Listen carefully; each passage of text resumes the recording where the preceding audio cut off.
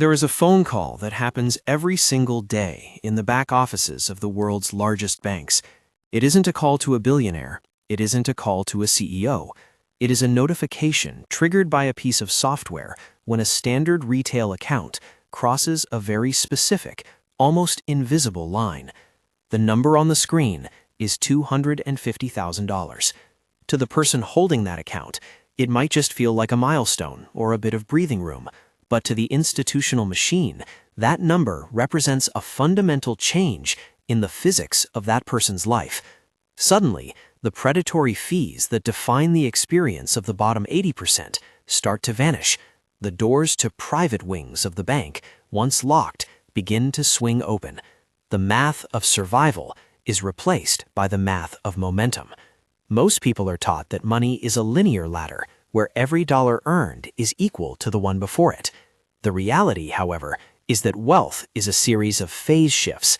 Just as water behaves differently as a gas than it does as a solid, money behaves differently once it reaches the $250,000 mark.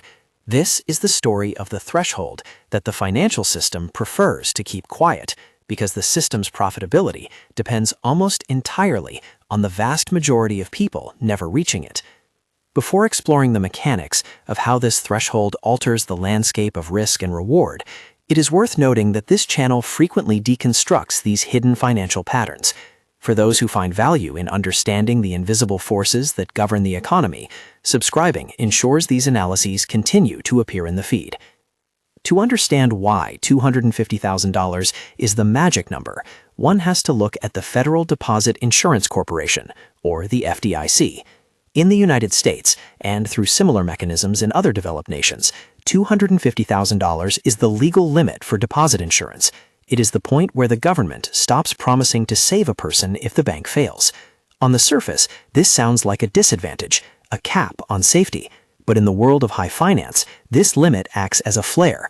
When an account hits this ceiling, it signals to the bank that this individual is no longer a consumer. They are now a depositor. The distinction is vital. Consumers are a source of fee income. They are the ones who pay $15 a month for a checking account, $35 for an overdraft, and 3% for a foreign transaction. Depositors, however, are a source of capital. At the $250,000 mark, the bank begins to fear losing the account more than it values the fees it can extract from it. The pattern that emerges is one of sudden institutional subservience. The person with $250,000 in assets often finds that their monthly maintenance fee has been waived. Their wire transfer fees disappear. They are assigned a relationship manager, a title that sounds prestigious but is actually a defensive measure by the bank to ensure that the capital doesn't migrate to a competitor. The math of this shift is brutal and unforgiving to those below the line. If a person has $5,000 in a savings account, an annual fee of $100 represents a 2% hit to their total capital. If they have $250,000, that same fee is essentially invisible, yet that is precisely when the bank chooses to stop charging it. The system is designed to be most expensive for those who have the least, and cheapest for those who have the most. This is not a conspiracy, it is a calculation of leverage. Beyond the disappearance of fees, there is the physical analogy of escape velocity. In physics, escape velocity is the speed at which an object must travel to break free from the gravitational pull of a planet. In the world of finance, the middle-class trap acts as gravity. Between $0 and $100,000, most people are in a constant battle with the cost of living. Inflation, taxes, and the sheer expense of existing, rent, food, transportation, act as a drag coefficient. At this level, a 7% return on an investment portfolio might yield a few $1,000s, which is easily swallowed by a single emergency car repair or a medical bill. However, when the portfolio crosses the $250,000 mark, the yield begins to outpace the drag. A 7% return on $250,000 is $17,500. In many parts of the world, that is a significant portion of a household's annual expenses. This is the point where money begins to do the heavy lifting that was previously done by human labor. What tends to happen is a psychological shift. When the passive growth of an account starts to rival a person's actual salary, the perception of risk changes. People in this position often stop viewing money as a tool for consumption and start viewing it as a shield. At $250,000, a person can survive a job loss for years rather than months. They can negotiate from a position of no, which is the most powerful position in any capitalist system. The person with $10,000 in the bank must take the job, even if the boss is toxic and the pay is stagnant. The person with $250,000 can wait for a better offer. This wait time is a luxury that acts as a multiplier for future wealth. The data suggests that those with higher liquid reserves are able to hold out for higher paying positions, leading to a widening gap between those who are forced to trade time for money and those who can afford to wait for the right price. Now, some might be thinking that $250,000 is an impossible sum, or that in today's inflationary environment, it isn't actually that much money. From a certain perspective, they are right. In a city like New York or London, $250,000 won't buy a house outright. But this skepticism misses the institutional point. The importance of the number isn't about what it can buy, it's about how it changes the behavior of the institutions that hold it. When an individual has $50,000, they are part of a massive pool of retail clients. They are serviced by bots, call centers, and automated teller machines. When they cross the $250K threshold, they are often moved into preferred or private client tiers. This isn't just about getting a heavier credit card or a shorter line at the bank. It is about access to alternative investments. At this level, the research shows that individuals are often introduced to products that are not available to the general public: private equity funds, specialized real estate investment trusts, and structured notes. These products often have lower volatility or higher yields than the standard mutual funds sold to the masses. The system effectively walls off the most efficient wealth-building tools, reserving them for those who have already proven they can accumulate capital. This leads to a systemic critique that is rarely discussed in polite financial circles. The economy profits from the audience not knowing where these thresholds are. If everyone understood the math of the phase shift, there would be a mass exodus from consumerism. The retail economy is built on the aspiration of wealth, not the accumulation of it. It is more profitable for a bank if a person spends their next $10,000 on a depreciating luxury asset, a car, a watch, a vacation, than if they add it to a brokerage account. Why? Because the person who spends is a perpetual customer. The person who accumulates becomes a competitor for the bank's own capital. The psychological insight into why people stay below this line is often rooted in the relative deprivation theory. People tend to measure their success not against an absolute number, but against their immediate social circle. If a person earns more than their neighbors, they feel wealthy, even if they have zero net worth. This leads to a cycle of lifestyle inflation. As income rises, expenses rise to meet it, ensuring that the individual stays firmly within the retail category of the bank's ledger. They remain in the high-fee, high-interest rate gravity well. The institutional response to this is subtle. Credit card companies don't send gold or platinum offers to people who have no money. They send them to people who are just starting to accumulate it. These offers are designed to redirect that capital back into the consumer economy. The hidden advantage of crossing $250,000 is that the sheer momentum of the money makes it harder for these predatory tactics to work. It is easy to tempt a person with $5,000 into spending it on a well-deserved $5,000 vacation. It is much harder to tempt someone with $250,000 to blow their entire stash. Furthermore, the tax implications change at this threshold. While this varies by jurisdiction, the pattern remains the same. Wealth at this level is often moved out of earned income structures and into capital gains or corporate structures. People in this situation often begin to utilize tax-advantaged vehicles that require minimum investment amounts. They might use a donor-advised fund to offset a high-income year, or they might leverage their portfolio for a securities-backed line of credit, SBLOC. An SBLOC is one of the most powerful tools of the wealthy, and it is almost never mentioned to the average retail customer. It allows a person to borrow money against their own investment portfolio at extremely low interest rates, often much lower than a mortgage or a car loan. This allows the individual to buy assets, like a home or a business, without selling their stocks and triggering a capital gains tax. The wealthy don't spend their money, they borrow against it and let the growth of the assets pay off the debt. But most banks will not even discuss this option until an account reaches, you guessed it, roughly $250,000 in liquid assets. This creates a moat around the wealthy. The person below the line pays 7% for a car loan and 15% for a credit card. The person above the line borrows at 3% or 4% against their own assets, effectively using the bank's money for free while their own capital continues to compound. The math is not just different, it is inverted. Now, a skeptic might argue that the FDIC limit is just an arbitrary number, and banks are struggling so much for deposits that they will treat anyone. But the data from the 2023 banking crisis tells a different story. When Silicon Valley Bank and Signature Bank collapsed, the world saw exactly what happens at the $250,000 line. The government scrambled to protect everyone, but the fear was concentrated entirely on those whose balances exceeded the insurance limit. This event reinforced a behavior pattern among the wealthy: diversification of custody. People with more than $250,000 do not just have one bank account. They have 3. They have 5. They spread their wealth across multiple institutions to ensure every dollar is insured. This forces them to engage with the financial system at a higher level of complexity. They become, by necessity, more financially literate. They are forced to understand sweep accounts, which automatically move excess cash into government bonds or other banks to stay under the insurance limit while maximizing yield. This is another hidden advantage. The system forces you to become smarter once you have enough to lose. The person with $1,000 in a checking account has no incentive to understand the repo market. The person with $500,000 has every incentive. There is also the matter of the cost of convenience. For the average person, convenience is a product they buy. They pay for food delivery, they pay for expedited shipping, and they pay high interest for the convenience of buying a car today rather than saving for it. For those who have crossed the $250,000 threshold, convenience becomes a byproduct of their capital. When a relationship manager handles a mortgage application for a private client, that client isn't filling out endless forms or waiting on hold for a call center in another country. The private client wing of the bank provides a level of service that saves the one thing money cannot buy: time. By saving time, these individuals are able to focus on high-value activities, whether that is their career, their business, or further investment research. This creates a feedback loop. The more money they have, the more time they save. The more time they save, the more money they can make. Meanwhile, the person with $10,000 is spending their Saturday morning arguing with a customer service representative over a $20 fee.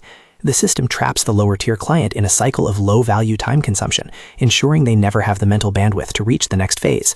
One must ask, who profits from the general public not knowing this? The answer is the entire financial services industry.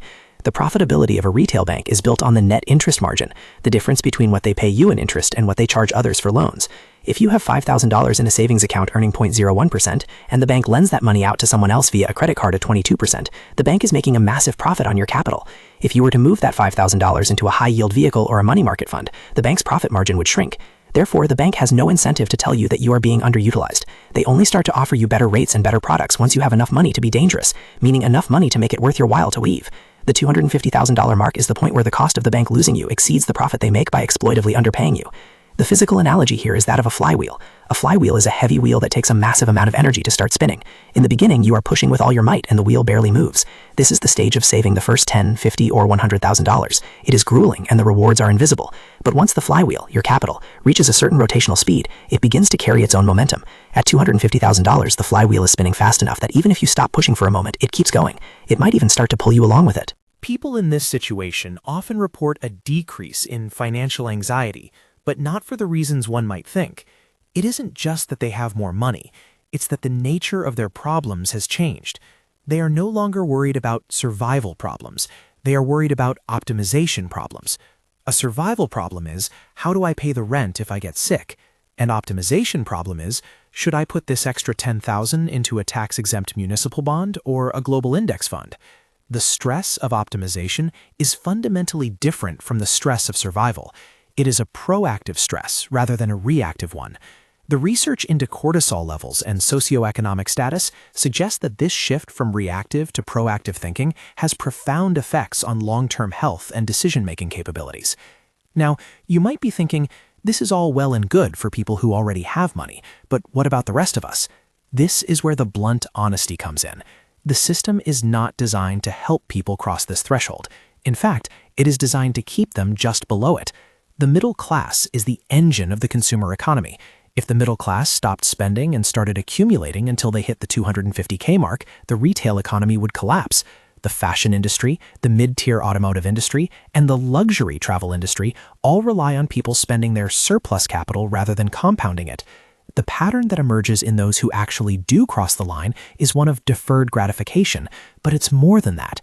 It's a refusal to participate in the retail experience. They avoid the fees, they ignore the status symbols, and they treat the bank as a vendor rather than a master. They understand that the first $250,000 is the hardest because you are fighting against the gravity of a system that wants that money back. The systemic critique goes even deeper when we look at how wealth is taxed. In many jurisdictions, the tax on labor, your salary, is significantly higher than the tax on capital gains or dividends. When a person relies on a paycheck, they might be in a 30 or 40% tax bracket. When a person reaches the level where their assets generate their income, they might only be paying 15 or 20%. The person with $250,000 is at the very beginning of this transition. They are starting to see qualified dividends and long-term gains. they are beginning to benefit from a tax code that was written by and for owners of capital, not sellers of labor. This is the hidden advantage that is rarely discussed on the evening news or in high school economics classes. The economy is not a single game with one set of rules. It is a two-tiered game. Below a certain amount of capital, you are playing the consumer game. The rules are, you pay fees, you pay high interest, you pay high taxes, and your time is traded for money. Above that threshold, you are playing the capital game. The rules are, your fees are waived, you borrow at low rates, your taxes are lower, and money is traded for time. The transition between these two games is not a smooth slope. It is a jagged cliff. And $250,000 is often the point where the climbing gear is swapped for a parachute. Why is this information rarely discussed? Why don't banks advertise the fact that they will stop charging you fees if you reach a certain balance? Why don't financial advisors talk about the escape velocity of $250,000? The answer lies in the business model of the financial industry. Financial advisors often make their money through assets under management, AUM fees. If you have $50,000, a 1% fee is $500. It's hardly worth the advisor's time to sit down with you. But at $250,000, that 1% fee becomes $2,500. Suddenly, you are a viable client. However, the advisor doesn't want you to know about the SBLOCs or the sweep accounts that might reduce their own commissions or the bank's profit. They want you to stay in the managed lane. The media doesn't discuss this because the media is funded by the very industries that profit from your consumption. The commercials between news segments are for cars, credit cards, and medications, products that either require you to spend your capital or are necessary because of the stress of the consumer game. The reality of the $250,000 threshold is that it is the point where an individual stops being a target and starts being a partner to the financial system. It is the point where the math of compounding finally overcomes the math of inflation and fees. It is the point where the institutional red carpet is rolled out, not out of kindness, but out of a calculated necessity to keep your capital within their walls.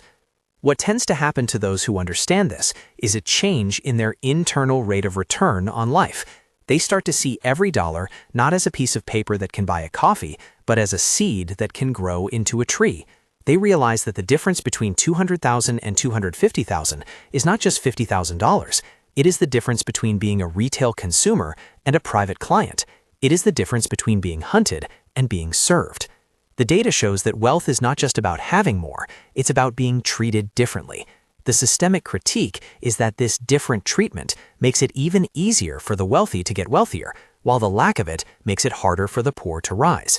The hidden advantage is that once you cross the line, the wind is at your back. Until then, you are walking into a gale. The institutions know this. The software in the back offices of the banks know this. The tax code knows this. The only person who is often left in the dark is the person holding the account. They are told to save for a rainy day or invest for retirement, vague goals that strip the process of its competitive urgency. They aren't told that they are in a race to reach a specific threshold where the rules of the game will fundamentally change in their favor. This script has explored the mechanics of the $250,000 phase shift, from the FDIC insurance limits to the psychological shift in risk perception, from the disappearance of fees to the access to low-interest leverage. These patterns are not recommendations. They are observations of a system that functions with cold, mathematical precision. The system is not fair, but it is logical. It rewards the accumulation of capital and punishes the consumption of it. What tends to happen to those who understand this is a change in their internal rate of return on life. They start to see every dollar not as a piece of paper that can buy a coffee, but as a seed that can grow into a tree. They realize that the difference between $200,000 and $250,000 is not just $50,000. It is the difference between being a retail consumer and a private client. It is the difference between being hunted and being served. The data shows that wealth is not just about having more, it's about being treated differently. The systemic critique is that this different treatment makes it even easier for the wealthy to get wealthier, while the lack of it makes it harder for the poor to rise. The hidden advantage is that once you cross the line, the wind is at your back. Until then, you are walking into a gale. The institutions know this. The software in the back offices of the banks know this. The tax code knows this. The only person who is often left in the dark is the person holding the account. They are told to save for a rainy day or invest for retirement, vague goals that strip the process of its competitive urgency. They aren't told that they are in a race to reach a specific threshold, where the rules of the game will fundamentally change in their favor. This script has explored the mechanics of the $250,000 phase shift, from the FDIC insurance limits to the psychological shift in risk perception, from the disappearance of fees to the access to low-interest leverage. These patterns are not recommendations. They are observations of a system that functions with cold, mathematical precision. The system is not fair, but it is logical. It rewards the accumulation of capital and punishes the consumption of it. Crossing $250,000 doesn't make someone a billionaire, but it does change their relationship with the world.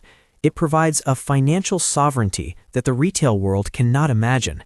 It allows a person to step out of the gravity well and into the slipstream.